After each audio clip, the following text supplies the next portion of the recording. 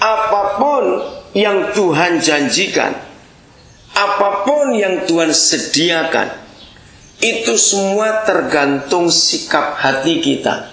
Kita bisa menerimanya atau tidak. Kita lihat Raja Saul. Tuhan yang pilih dia. Tidak ada orang yang pilih dia. Memang Israel minta hari itu, minta raja. Puji Tuhan, Tuhan pilih. Tapi dalam perjalanannya, dia menolak apa yang Tuhan sediakan. Dia pilih jalannya sendiri. Maka apa yang Tuhan sediakan hilang dari dia. Dosa Yudas itu jauh lebih kecil daripada dosanya Petrus. Saya ulangi lagi, dosa Yudas lebih kecil daripada dosanya Petrus. Kenapa? Karena apa yang Yudas buat itu mengenapi apa firman Tuhan.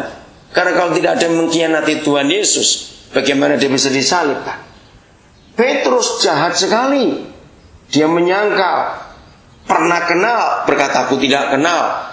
Bahkan dalam Injil Markus dituliskan Petrus sampai sumpah kepada seorang gadis kecil. Sumpah, aku tidak pernah kenal orang itu. Coba bayangkan, kalau kita jadi Tuhan Yesus sebagai manusia, marah tidak? Ini orang kurang ajar sekali. Mertuanya pernah sakit, disembuhkan, bilang tidak kenal. Berapa kali dia lihat mujizat yang langsung. Dari 12 murid, hanya 3 orang sudah dibawa. Anak Yairus mati, dia tahu. Siapa lagi mati, dia tahu. Dan banyak yang lain tidak tahu. Waktu dia mau tenggelam, masih ingat? Tulis angka dia. Dialah satu-satunya murid yang pernah berjalan di atas air. Itu luar biasa. Bayangkan, dia berkata, sumpah aku gak kenal dia. Ini jahat sekali. Tapi mengapa Petrus dipulihkan dan tetap jadi murid Tuhan Yesus? Lalu kenapa Yudas mati? Jawabannya, pilihannya sendiri. Coba jawab pertanyaan saya. Kalau Yudas mengaku salah dan bertobat, Tuhan terima atau tidak? Pasti. Itu pasti. Dosa Niniwe dengan dosa Sodom Gomora tidak ada yang beda, sama. Sebab vonisnya sama. Dari vonis Tuhan kita melihat dosanya sama. Vonis Sodom Gomora dihancurkan, vonis Niniwe pun dihancurkan. Mungkin bentuk dosanya beda, tapi dosa tetap dosa. Mengapa Niniwe dipulihkan, diselamatkan, gak ada yang mati, tapi kenapa Sodom dan Gomora dihancurkan? Jawabannya apa lagi? Pada pilihannya. Sikap hati kita yang menentukan. Kita bisa memiliki janji-janji Tuhan yang hebat-hebat. Kita boleh beri garis bawah di kitab suci kita ayat-ayat yang penuh dengan janji. Boleh. Tapi lagi sekali, pilihannya di hati kita. Mau ikut atau tidak. Tuhan tidak pernah memaksa dalam hidup ini. Seandainya ada di antara saudara yang hari-hari ini rasa capek, rasa jengkel, misalnya, kenapa yang lain dapat remisi, kenapa saya tidak? Kenapa yang lain begitu, kenapa saya tidak? Jangan pernah marah kepada siapapun juga.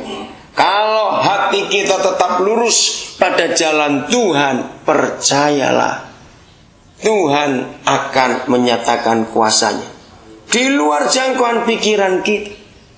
Yang penting bagaimana sikap hati kita untuk melihat semua kejadian itu.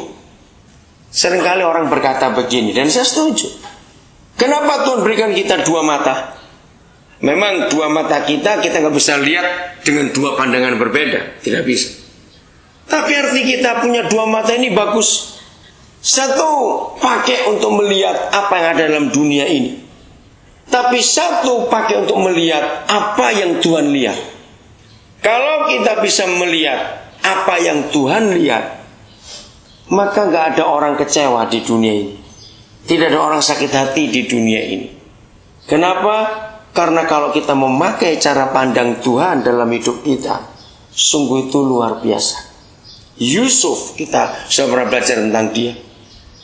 Mata yang satu dia lihat penderitaan, kakak-kakaknya jahat, memfitnah, menjual, menyusahkan hidupnya, itu jelas.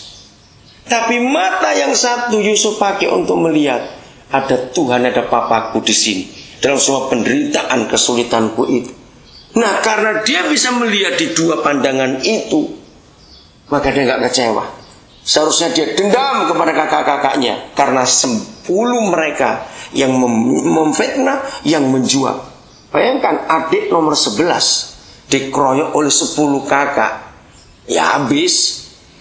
Betul tidak? Tapi karena dia punya pandangan yang lain, yaitu pandangan surga, cara Tuhan memandang dalam hidupnya, maka itu dia tidak sakit hati, tidak kecewa.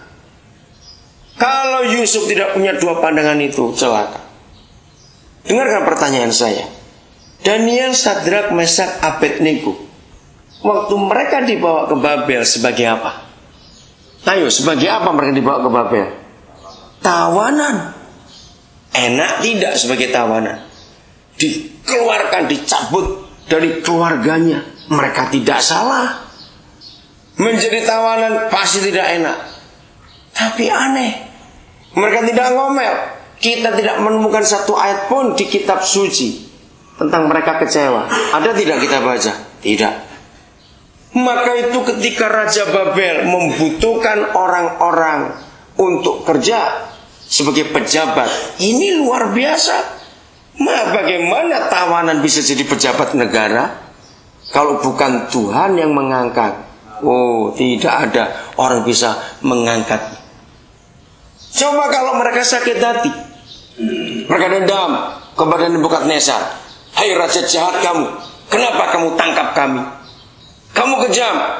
Kira-kira kalau mereka protes, marah-marah, istilah lagi kok zaman sekarang, buat demo begitu, mereka dipakai nggak jadi pejabat? Ya dibunuh ya bahkan, bukan dipakai lagi. Mengapa mereka bisa bertahan di dalam sebagai tawanan itu? Karena mereka punya pandangan yang satu lagi, bahwa ada rencana Tuhan yang luar biasa di balik semuanya itu. Saudara, itulah yang ada di kitab suci kita.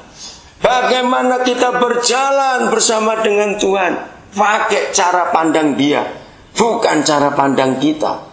Kalau kita menggunakan satu mata saja untuk semuanya, kita akan rugi. Kita akan kecewa dalam hidup ini. Kita jadi nyalakan orang, kita jadi dendam buat orang. Tema Natal belum dicabut. Berbahagialah subtemanya, orang yang membawa damai, karena mereka akan disebut anak-anak Tuhan. Bawa damai. Jaga mulut kita. Jangan suka kita adu domba, fitnah, gosip. Jangan. Seringkali dalam badan kita terjepit, kita senang kecewa, kita ingin pakai cara kita sendiri untuk kita menolong diri kita. Jangan. Sebab apa? Ada jalan Tuhan kita nggak pernah tahu. Mari kita lihat ayat ini. 2 Korintus 4 ayat yang ke-18. Salah seorang silakan baca. Sebab kami tidak memperhatikan yang kelihatan, melainkan tak kelihatan. Ya. Yang kelihatan adalah sementara, sedangkan yang tak kelihatan adalah kekal. Katakan amin. Amin. Sebab kami tidak hanya memperhatikan yang kelihatan. Itulah fakta hidup sehari-hari. Tapi ayo kita perhatikan yang belum kelihatan. Pak bacakan terjemahan yang baru itu. Ya, ada di situ, silakan. Ada Alkitab baru. Kami tidak memperhatikan apa yang kelihatan, melainkan apa yang tidak kelihatan. Karena apa yang kelihatan itu sementara, tetapi apa yang tidak kelihatan itu kekal. Beda dikit. Nah, inilah yang Tuhan inginkan. Melihat apa saja pakai dua mata. Yang satu pakai yang kelihatan. Inilah fakta. Yusuf faktanya penderitaan. Daniel, Sadrak, Mesak, Abednego faktanya penderitaan. Tapi mereka bisa menang karena mereka pakai satu mata lagi. Yang mereka belum lihat, mereka percaya.